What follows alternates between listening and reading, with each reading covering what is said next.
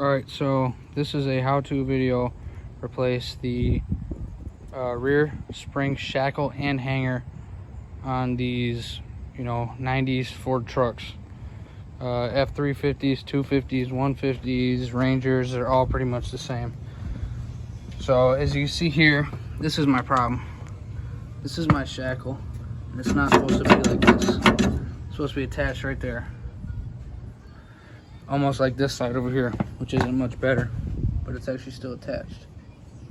So we're gonna replace it with this right here. It's a kit you get from Rock Auto. It's like 80 bucks. It gives you the shackle, the hanger, all the hardware, bolts, and the bushing. All right, so there's a couple ways to do this. So as you can see, mine is already broken. It's already hanging off, and it's hitting the bed up here.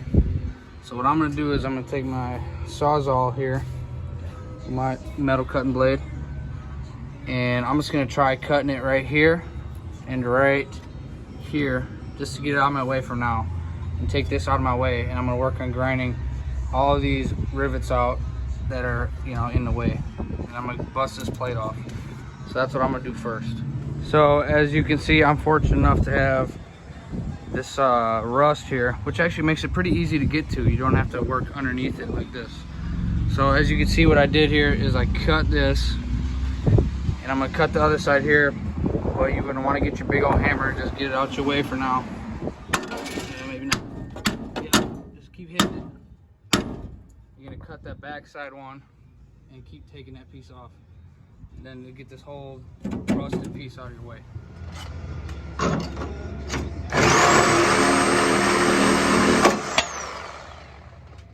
Just like that. You got this out your way now. Take this, throw it away. All right, see how you got that out your way now? You're gonna want to grind that rivet, that one, and that one flat, so you can pound off whatever's left of this old bracket. And she is crusty. So you can use like a 4.5 inch angle grinder or whatever. I'm lucky enough to have this 6-inch disc grinder with a 60 grit pad that'll just eat through them rivets like nothing. So that's the next step. Okay, that's what it looks like with it ground down. You can see the outline of that rivet. That's what you want to see. And all you do is you take your punch and pound that rivet out. So then you get yourself a chisel, or a punch I mean, and a hammer. You just go right here, put it right on there, and boom, pound it right out. So that's what it looks like with the rivet out. This old rivet. Just like you do with that old shackle, throw in the garbage. All right, now this is the section that you might want to look away, but this is how I do it. Super sketchy. Whatever you gotta do to get it lifted up. This truck is so tall anyways because it's a one-ton. What you want to do is you want to get it lifted up. That way you can get your grinder in right here, and you want to grind the head off that bolt. Unless you can get that bolt out, which I'm not even gonna try because I know it's already seized in there. What I'm gonna do is I'm gonna grind the head off the bolt right there, and then put my impact on here and just pull that bolt right out the bushing. Okay, like I said, this is sketchy, but this is the way I've done them in the past. So you get your frame held up there with that sketchy block and your jack, and don't get under it. Then you just get a little cheap jack right here, put on your leaf spring, and then you just start lifting it up like that. And look at that, your spring starts springing down. That way you can get your grinder in there and grind that head off. Look at that. I might be smarter than a 5th grader. Oh, yeah, when it starts creaking. Oh, yeah, that's good. All right, as you can see, I got the head ground off that bolt. So now what I'm gonna do, like I told y'all, I'm gonna put my impact right here, this impact right here, and I'm gonna just tighten that bolt, and it'll start pulling that out. And as it's pulling out this way, where's my finger at? As it's going this way out, you're gonna want to take that nut back off and stack some washers and retighten it to make a spacer to just keep inching it in and out and out. I'll show you the process once I get out a little bit. All right, so my idea didn't work. The thing is super seized in there. I'm gonna have to replace the bushing. Good thing the kit came with it. But right now I'm just getting that real hot. I'm trying to burn out all that rubber in there and just hammer it out. All right, so that's exactly what you want. Just watch your gas tank. See how it's like bubbling and popping and falling off right under your nice floor jack? Exactly what you want. But for real though, watch your gas tank and whatever's in the bed of your truck. Alright, you hear sizzling, snap, crackling, and popping? Oh! See how the bushing already moved? I could probably grab it with my pliers now and pull that out. But yeah, that's what you want. And watch out, because she'll be spitting and them things are hot. But yeah, that's how it's done. Let's try this. Get my big old channel locks. Probably want to pull it the other way, but I'm going to see if I can pull it out. Oh yeah. Keep going. It's going. Yeah, you get the point. Just keep working it out. See how the whole sleeve's coming out with it? Oh, that don't sound good. Careful, it's hot. Oh! There you go. Like I said, like the other thing, just throw it in your scrap pile.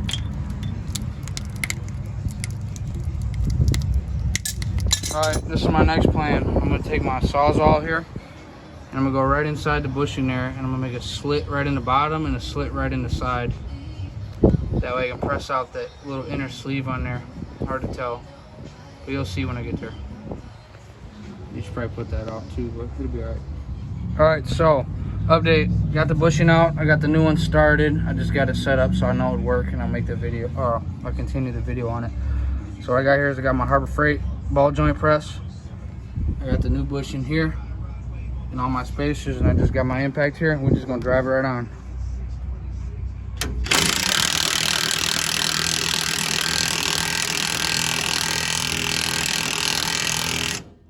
Alright, so this is the kit you get. You get your hanger and your shackle. Now, when you put your shackle on, you want to put the bolt in from the back side, like this. So you'll hold this up. I can't really do this with one hand. And I think it goes this way. Pretty sure it goes this way.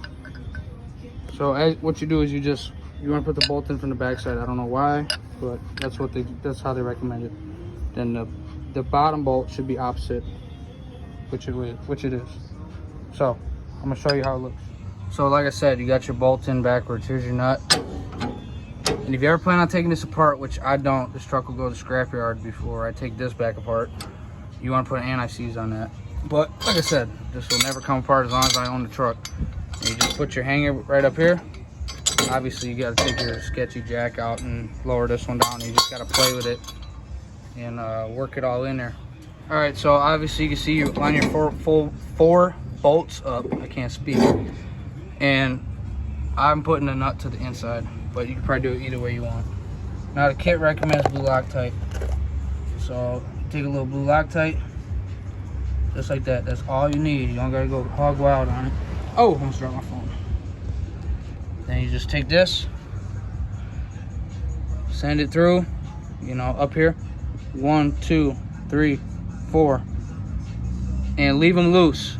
And then what you do is you line this pin in, get everything in before you tighten it. That's a trick. Otherwise you'll be fighting it. So if you leave everything loose, like I said, it's all loose.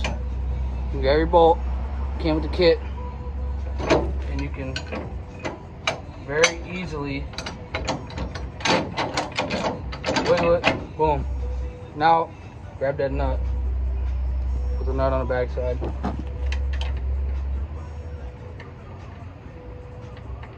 Like that, struggling. Boom. Alright, you have every bolt in. This bolt's in, this bolt is in, all these bolts are in.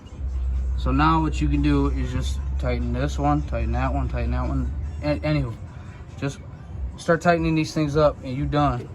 It's as simple as that. I know you probably didn't see it before, but the truck used to be leaning like that, so it sits level now.